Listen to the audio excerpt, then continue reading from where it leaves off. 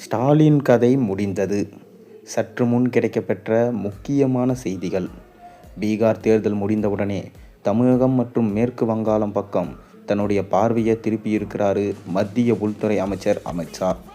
மேற்கு வங்கத்தில் ஏற்கனவே எதிர்க்கட்சியாக இருக்கும் பாஜக இனி வரும் தேர்தலில் மேற்கு வங்கத்தில் ஆட்சியை பிடித்தே தீர வேண்டும் என தீவிரம் காட்டி வருகிறது. அதேபோன்று தமிழகத்தில் திமுகவை வீழ்த்தியே ஆக வேண்டும் என்பதில் உறுதியாக இருக்காரு அமித்ஷா. இந்நிலையில் அடுத்து 2026 மேற்கு வங்கம் மற்றும் தமிழ்நாடு ஆகிய மாநிலங்களில் தேர்தல் நடைபெற இருக்கும் நிலையில் தமிழகத்திற்கு இனி காலையில் தனி விமானத்தில் வந்து மாலையில் தனி விமானத்தில் திரும்பி செல்வது போன்று இல்லாமல் தமிழகத்தில் 2026 சட்டசபை தேர்தல் முடியும் வரை நிரந்தரமாக தங்க அமித்ஷா முடிவு செய்துள்ளதா டெல்லி வட்டாரங்கள் தெரிவிக்கின்றாங்க. மேலும் இனி அமித்ஷா நிரந்தரமாக தமிழகத்தில் தங்க இருப்பதனால நட்சத்திர ஓட்டலில் தங்குவதை தவிர்த்து தமிழகத்தில் தனியாக வீடு எடுத்து தங்க இருப்பதா தகவல்கள் வெளியாயிருக்கு.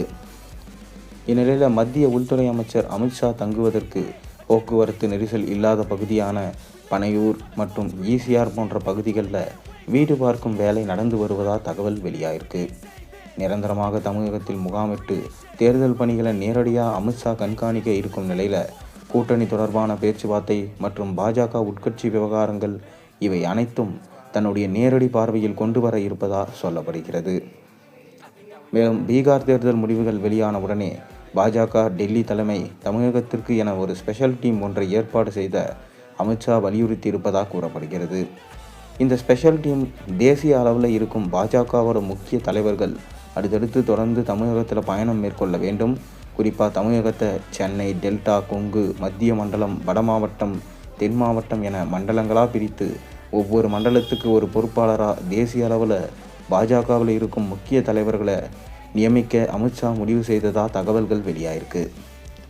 கடந்த 6 மாதங்களுக்கு முன்பு தமிழகம் வந்த அமித்ஷா அதிமுக பாஜக கூட்டணியை உறுதி செய்துவிட்டு சென்றார். மேலும் இந்த கூட்டணிக்குள் பல கட்சிகள் உள்ளே வர வேண்டும் என அமித்ஷா எதிர்பார்த்தார். குறிப்பாக தேமுதிக போன்ற கட்சிகள் உள்ளே வர வேண்டும், திமுகவுக்கு எதிராக வலுவான கூட்டணியை அமைக்க வேண்டும் என அமித்ஷா எதிர்பார்த்தார். ஆனால் ஏற்கனவே என்டிஏ கூட்டணியில் இருந்த டிடிவி தினகரன், ஜான் பாண்டியன், ஓபிஎஸ் போன்றோர் என்டிஏ கூட்டணியிலிருந்து வெளியேறியிருக்காங்க. இந்நிலையில் கூட்டணி விவகாரத்தை நேரடியாக கையாள வேண்டும் என்கின்ற முடிவுக்கு வந்த அமித்ஷா தமிழகத்தில் முகாமிட்டு திமுகவுக்கு எதிராக வலுவான கூட்டணியை வரும் ஜனவரி மாதம் இறுதிக்குள்ள உறுதி செய்ய வேண்டும் என திட்டமிட்டு இருப்பதா தகவல்கள் வெளியாயிருக்கு. அந்த வகையில் தமிழகத்தில் முகாமிட இருக்கும் அமித்ஷாவின் அரசியல் நகர்வுகள் தினமும் தலைப்பு செய்தியாக இருக்கும் என எதிர்பார்க்கப்படுகிறது. அந்த வகையில் தன்னுடைய முழு கவனத்தையும் தமிழகம் மற்றும் மேற்கு வங்கம் பக்கம் திருப்பியுள்ள மத்திய உள்துறை அமைச்சர் அமித்ஷா இதில் தமிழகத்திற்கு அதிக கவனம் செலுத்த இருப்பதாக தகவல் வெளியாயிருக்கு. தொடர்ந்து வட மாநிலங்களில் கை கொடுத்த அமித்ஷா மேஜிக் தமிழகத்திலும் கை கொடுக்குமா என்று காலம்தான் பதில் சொல்ல வேண்டும்.